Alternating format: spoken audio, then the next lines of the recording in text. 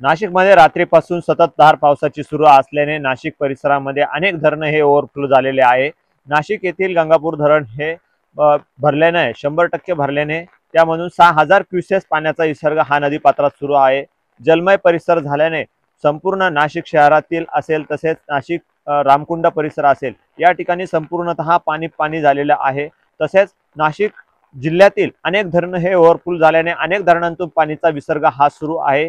मुख्यतः दिंडोरी तालुक्यातील सर्वात जास्त धरण आहे, त्या तालुक्यातील देखील अनेक धरण हे ओव्हरफ्लो झालेले आहे।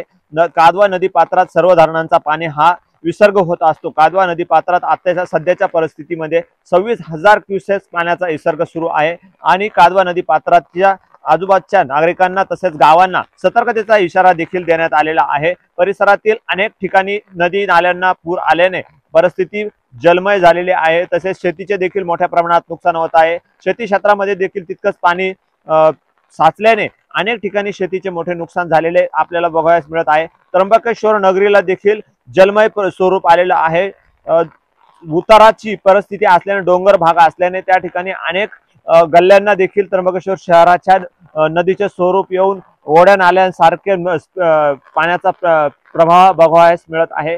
तसेच नांदूर मनमेश्वर या धरणातून 17 ते 18,000 क्युसेक पाण्याचा विसर्ग हा नदीत सुरू आहे। गोदावरी नदीत मराठवाड्याकडे जाणारा नांदूर मनमेश्वर हे नाशिक जिल्ह्यातील शेवटचा धरण असून या धरणातून सर्वाधिक पाण्याचा विसर्ग सुरू असल्याने नदीकाठच्या नागरिकांना आपत्ती व्यवस्थापनाच्या वतीने देखील सतर्कतेचा इशारा देण्यात येत आहे। तसेच पावसाच्या प्रशासनाच्या वतीने रेड अलर्ट देण्यात आलेला आहे। आज देखील पावसाचा सततधार सुरू असल्याची माहिती प्रशासनाच्या वतीने देण्यात येत आहे। तरी पाऊस तितकाच पडू शकतो, नागरिकांनी सतर्क राहावे, काळजी घ्यावे। काही आपत्ती ओढवल्यास प्रशासनाशी तात्काळ संपर्क साधावा, आपत्ती व्यवस्थापनाशी संपर्क साधावा असे देखील आवाहन प्रशासनाच्या वतीने करण्यात येत आहे। नाशिकमध्ये रात्रीपासून सततधार पावसाची सुरू असल्याने अनेक ठिकाणी विजाचा देखील लपंडाव बघावयास मिळत आहे, लाईट जात येत आहे।